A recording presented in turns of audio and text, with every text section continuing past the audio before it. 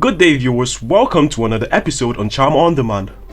In today's video, we'll be showing you 4 psychological tricks to make people respect you instantly. Tommy Shelby was our most requested video ever, so today we're doing a breakdown that's long overdue. His frenemy, Alfie Solomon. That's lovely, isn't it? That's lovely. Why you don't want to be like Alfie in every way, there are 4 habits you can learn from him to instantly command more respect from the people around you. And even though Peaky Blinders is a scripted TV show, all the psychology covered in today's video will apply to your actual life. Let's start with a quick scene from season 3. If you haven't seen it, Alfie just sold Tommy a list of buyers for a stolen item. Notice how Alfie reacts when Tommy freaks out. You left the name off the list, Alfie. Did I? Yeah. There are only 3 men in Britain whose wives are obsessed with Fabergé. Makes them good customers. Alfie demonstrates one of the quickest ways so you can command respect, by being calm in situations where most people would show fear. For a quick comparison, watch how Alfie's right-hand man reacts after Tommy claims he's planted a grenade in their ram shop. Notice how their different reactions impact your impression of them. I bet 100 to 1 you're lying, mate. Ollie, what he's saying? Jesus Christ, Alfie, he tied his f***ing lace, I saw him. Look, he planted a grenade, I know he did. Alfie, it's Tommy Shelby. You behaving like a child. You definitely don't want to model Alfie's violent tendencies. Like I said, we don't want to be like Alfie in every way, but being calm in high pressure situations is a quick way to command respect in your own life. Specifically, during an argument, a good rule of thumb for keeping your cool is to purposefully wait 2 to 3 seconds before responding. This will help you look poised and give you time to react calmly. Watch Alfie do it here. You invite a tribe of savages into the city and just unlock the gates!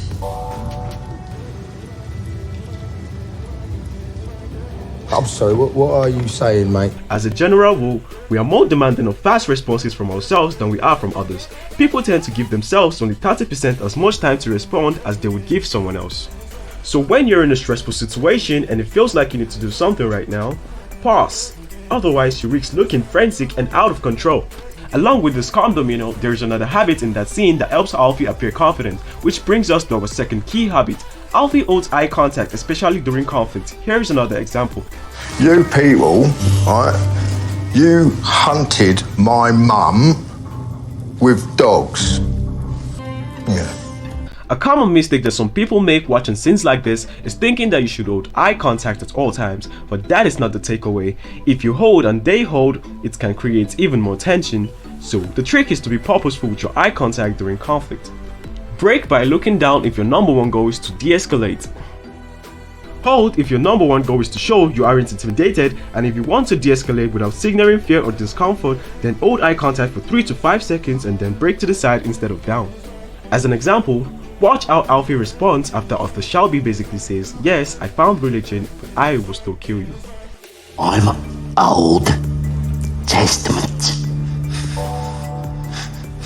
Yeah, look at that. Congratulations, Tommy. You now have the finished article right there, ain't you?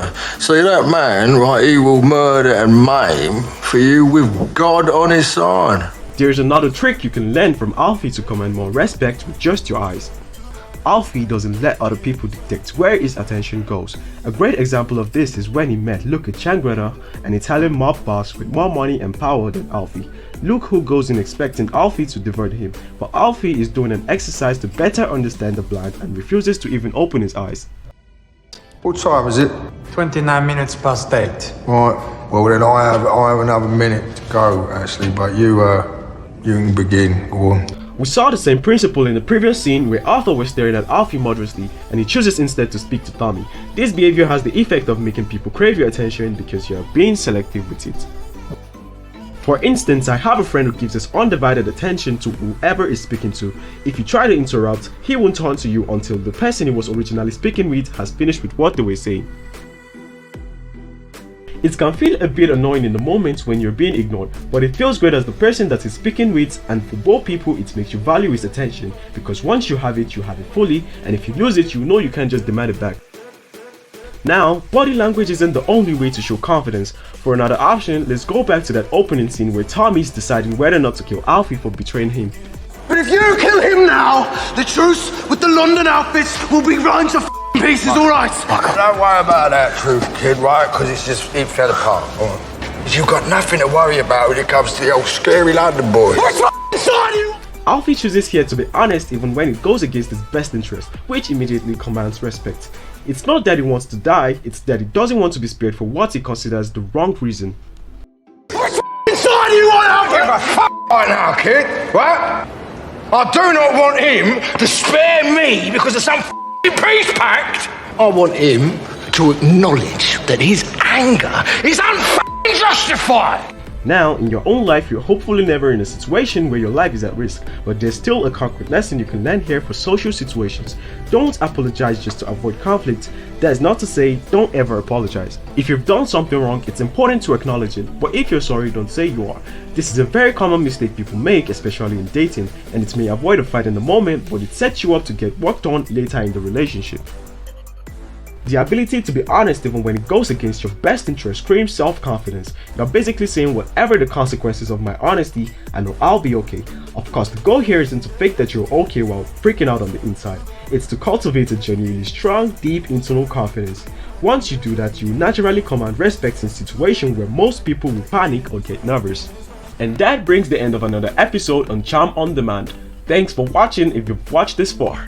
If you've gained something from this video, would like for you to show your support by liking this video, subscribing to our YouTube channel, and clicking on the notification bell icon to get notified whenever we drop our absolute value busters. A very big thank you from Charm on Demand for watching. Stay tuned. Stay safe.